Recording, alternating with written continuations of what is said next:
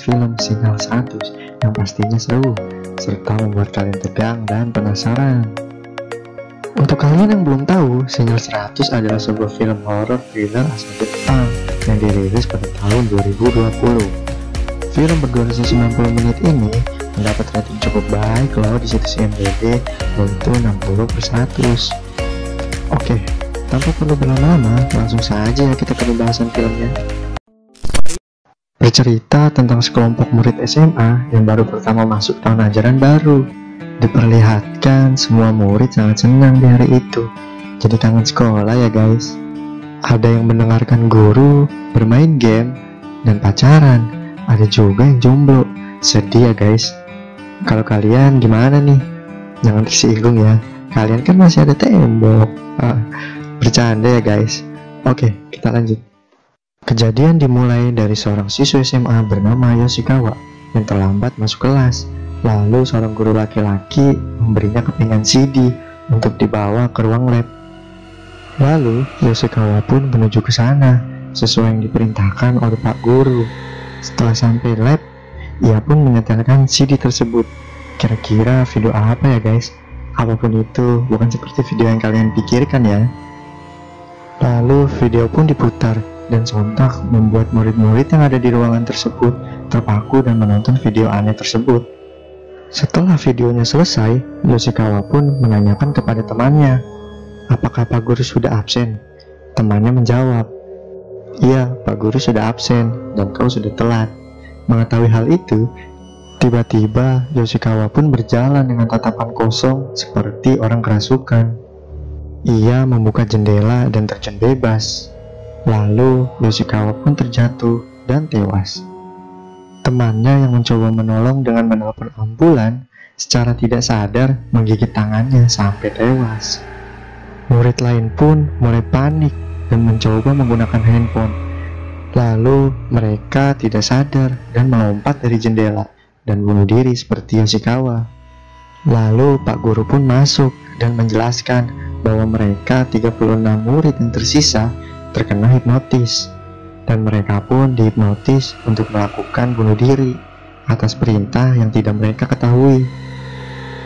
Pak Guru pun bilang mereka harus menemukan sinyal-sinyal yang berjumlah 100 agar mereka tidak melakukan tindakan bunuh diri seperti teman-temannya. Kira-kira siapa yang menghipnotis mereka ya guys? Jangan-jangan Ferdian? Tentu bukan dong. Bukannya dihipnotis, malah dikasih sampah nanti. Salah Ferdian itu guys. Ternyata yang menghipnotis adalah Pak Guru. Pak Guru sudah menelpon ke semua orang tua murid kalau mereka akan menginap di sekolah untuk acara festival budaya. Jahat sekali ya Pak Guru ini.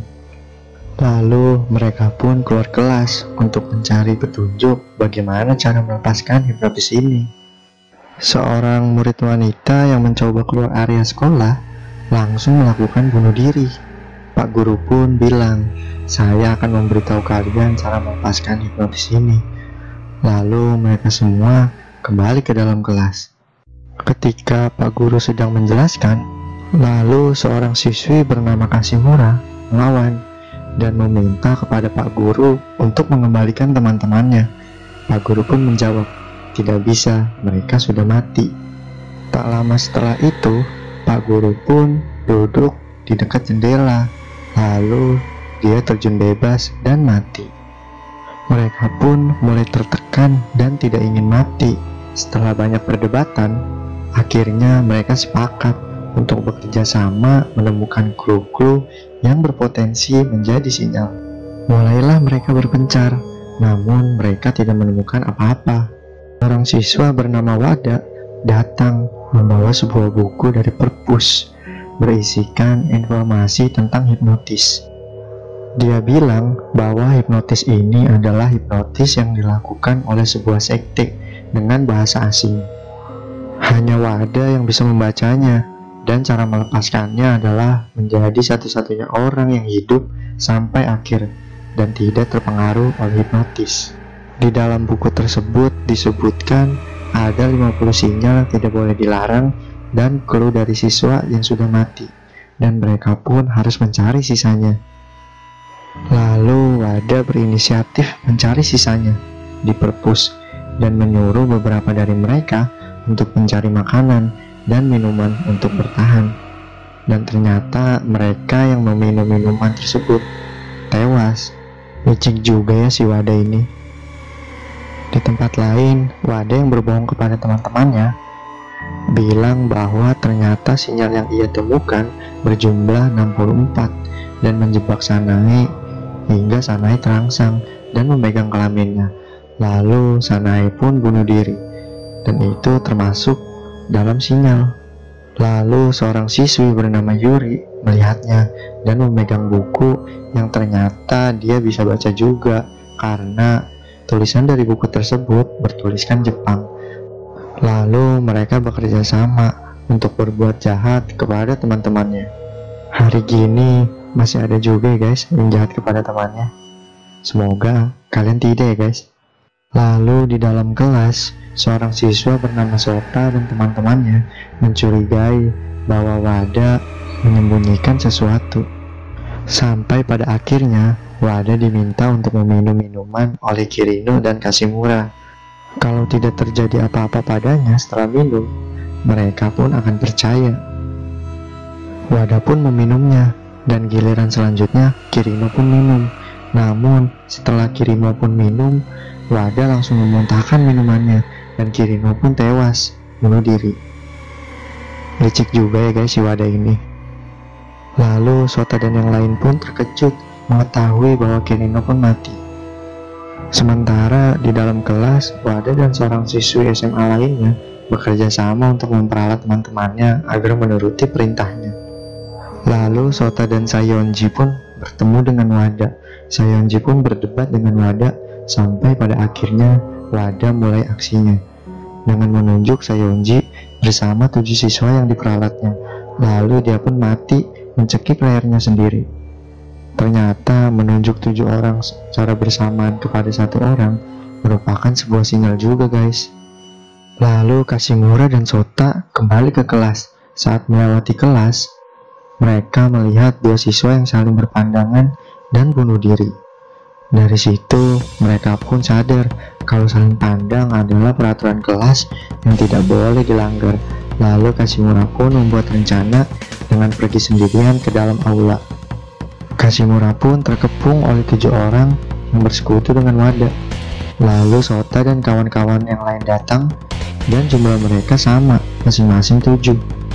Wada pun tidak dapat melancarkan aksinya karena Kashimura dan teman-temannya telah mengetahui 36 sisanya, yaitu peraturan kelas dan batas waktu hingga pagi. Lalu mereka pun berdebat. Mereka pun merasa tertipu dengan Wada karena yang menyadari ke 100 sinyal cuma dia. Lalu lagi-lagi Wada melakukan aksinya dengan menyiram wine ke tubuh mereka. Karena itu dilarang. Itu ada di peraturan kelas dan sebagian dari mereka pun mati. Lalu Yuri yang sejak awal bekerja sama dengan Wada merasa kesal karena pacarnya mati dan mencoba membunuh Wada. Tapi sayang seribu sayang, itu juga tindakan yang dilarang dan ia pun mati bunuh diri. Lalu hanya tinggal tersisa 4 orang. Wada pun kembali dan menemui mayat Sanae dan mengambil darahnya. Setelah itu Sota pun datang. Ternyata mereka adalah teman masa kecil guys. Wada bilang kalau Sota terlalu lama sadar akan sinyal itu. Lalu Wada pun bilang bahwa dia kecewa dengan Sota karena dia bersekutu dengan ekskul sepak bola daripada dengannya.